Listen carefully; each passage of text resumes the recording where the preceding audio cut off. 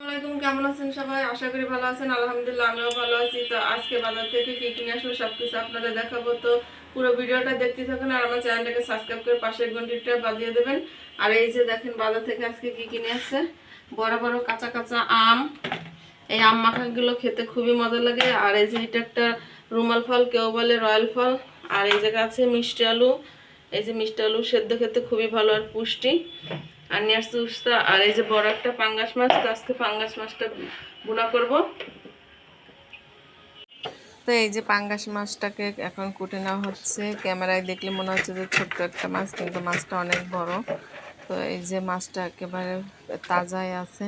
আর মাছটাও মনে হচ্ছে যে খেতেও খুব ভালো হবে, কারণ পাঙ্গাস মাছ এক নদীর পাঙ্গাস মাছ ভালো লাগে, পুকুরেরটাও ভালো লাগে। তো মাছটা তাজাই আছে আর সুন্দর চ্যাপটাও আছে। তো মাছটা যেরকম করে মাঝখানে পেট আলাদা করে রাখছে, পেটে মাছ করবে আর পিঠের মাছ করবে। তো মাছগুলো একটু পাঙ্গাস মাছটা বড় বড় করেই করতে হয়, তা নাহলে হয় কি যে পাঙ্গাস মাছটা ভাজার সময় একেবারে ছোট ছোট হয়ে যায়, পাতলা হয়ে যায়। এর জন্য পাঙ্গাস মাছ সবসময় মোটা কুটলেই ভালো হয়, তাহলে ভাজার পরও মাছটা একটু মোটা মোটা থাকে।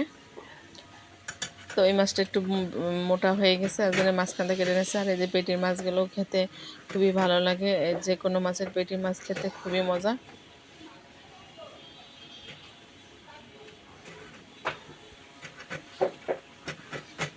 তো এই যে লেজের সাইড দিয়েও সুন্দর পিস হচ্ছে, বড় বড়। আর লেজটা একটু ছোট করে রাখছে।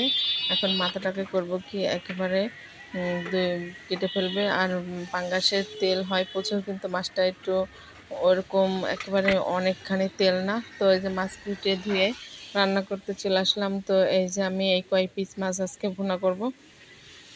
তো হলুদ লবণ মাখায় রাখছি, আর এইদিকে কড়াইতে তেল দিয়ে রাখছিলাম, তেল গরম হয়ে গেছে। তো মাছ দিয়ে দিচ্ছি।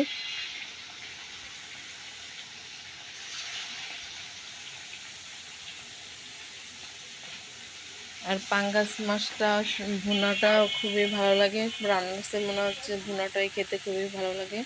আর এইভাবে ভুনা করলে আরও বেশি মজা লাগে পাঙ্গাস মাছটা ভুনা করলে। এই যে মাছটা একটু প্রথমের দিকে লেগে গেছিলো, তারপরে উঠছে আস্তে আস্তে। বাকি মাছগুলো ওই যে একইভাবে ভেজে নিছি, ভাজা হয়ে গেছে মাছগুলো। এখন আমি করতেছি কি এইদিকে আলুগুলো একটু লাল লাল করে ভাজবো। আর আমি মাছ ভুনাতে এইভাবে আলু গোল গোল করে কুটে মাছের সঙ্গে ভুনা করি, খেতে খুবই ভালো লাগে। আমার ছেলে মেয়ে আবার একটু আলু ছাড়া খেতে চায় না, তো এইভাবে আমি লাল লাল করে আলু ভেজে সুন্দর করে ভুনার সাথে দিয়ে দিই, খেতেও ওরা পছন্দ করে। তো এই যে আলু ভাজা শেষে এখন ঝাল পেঁয়াজগুলো দিয়ে দিচ্ছি কড়ার ভিতরে। আর ভুনাতে একটু পেঁয়াজটা বেশি লাগে, আর জন্য পেঁয়াজের পরিমাণটা একটু বেশি দিচ্ছি। যে পেঁয়াজগুলো একেবারে ঝাল পেঁয়াজগুলো বাদামি কালার হয়ে গেছে। এখন আমি এর ভিতরে মশলা দিয়ে দিচ্ছি, আদা রসুন জিরা বাটা একসঙ্গেই ছিল। আর গরমের সময় এই পাঙ্গাস মাছটা খেতে ভালো, শীতের সময় পাঙ্গাস মাছ খাওয়া যায় না, কারণ রান্না করার একটু পরেই জমাট হয়ে যায়। আর দিয়ে দিলাম শুকনো জলের গুঁড়া, লবণ, হলুদের গুঁড়া, আর দিয়ে দিচ্ছি ধনের গুঁড়া। দিয়ে এখন আমি মশলাটাকে সুন্দর করে নাড়াচাড়া দিয়ে মশলাটাকে সুন্দর করে কষিয়ে নেব। আর মশলাটা ভাজা ভাজা, যত মশলাটা ভালো করে ভাজা ভাজা হবে, মশলা যে কোনো তরকারিটা খেতেও খুবই মজা লাগে। তো এই যে মশলার সঙ্গে আমি টমেটো দিয়ে দিচ্ছি। আর এইভাবেই মশলার সঙ্গে টমেটো দিয়ে টমেটোটাকেও একেবারে সুন্দর ভাজা ভাজা করে নিলে ভুনাটা খেতে খুবই মজা লাগে। তো আমি মশলার সঙ্গে সঙ্গে টমেটোটাও এরকম ভাজা ভাজা করে ফেলবো।